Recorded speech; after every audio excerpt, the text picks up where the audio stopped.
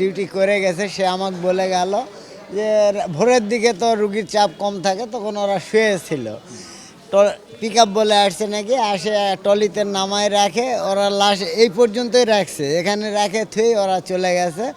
ওরা পরে আবার ধাপ্পা করে টলিতে রুগী এখানে পরে আছে, এই আসে ওরা এমার্জেন্সিতে টিকিট নিয়ে অজ্ঞাতনামায় টিকিট নিয়ে যায়, ডাক্তারকে দেখানোর পরে ডাক্তার ডিক্লার দিল যে মারা গেছে। এই লাশ তো দেখছি, লাশে ডান হাত ভেঙে গেছে, ডান পা ভেঙে গেছে, আর বুকের এখানে একটু আঘাতের আছে। এই ঘটনা তো সঠিক আমরা ওইভাবে বলতে পারতেছি না, যে রাতের ডিউটিতে ছিল সে ভালো বলতে পারতো। ওটা 5:30টার মতো হবে, 5:30।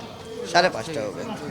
এই জায়গায় রেখে চলে গেছে, এই জায়গায় টমটম গাড়িতে করে নিয়ে আসছে, আনার পরে পিকআপে হলুদ একটা পিকআপ ছিল, পিকআপে নিয়ে আসছে, আনার পরে এখানে পিকআপটা ভিড়াই, আমরা ওই জায়গায় দাঁড়াইছিলাম।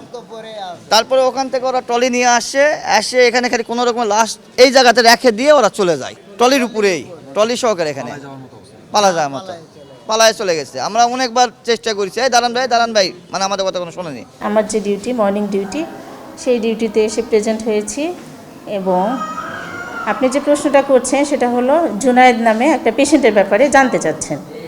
এখন জুনায়েদ নামে যে পেশেন্ট, অলরেডি আমার জানা মতে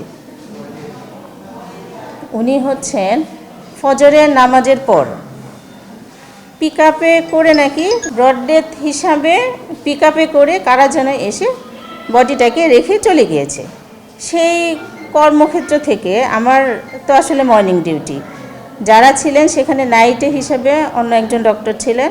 ওনার ভাষ্যমতে যেটা আমি শুনেছি যে ওনার সাথে কোনো লোক ছিলেন না, অ্যাটেন্ডেন্স কেউ ছিলেন না। তখন আমাদের করণীয় হিসাবে আমরা যেটা করেছি সেটা, এখন পুলিশকে আমরা অবশ্যই ইনফর্ম করব এরকম একটা পেশেন্ট আসলে, আর পুলিশকে ইনফর্ম করার পর বডিটাকে আমাদের রেখে দেওয়া আছে, আমাদের মর্গে রেখে দেওয়া আছে। সেই হিসাবে আমরা সামনের দিকে আগাচ্ছি। এখন আঘাত তো আমি যে বললাম, আমি তো আসলে ওই সময় ডিউটিতে ছিলাম না।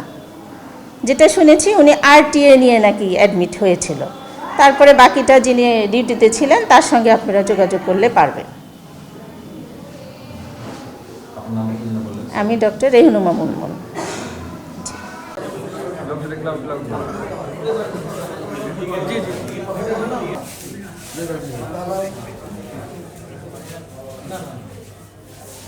আমরা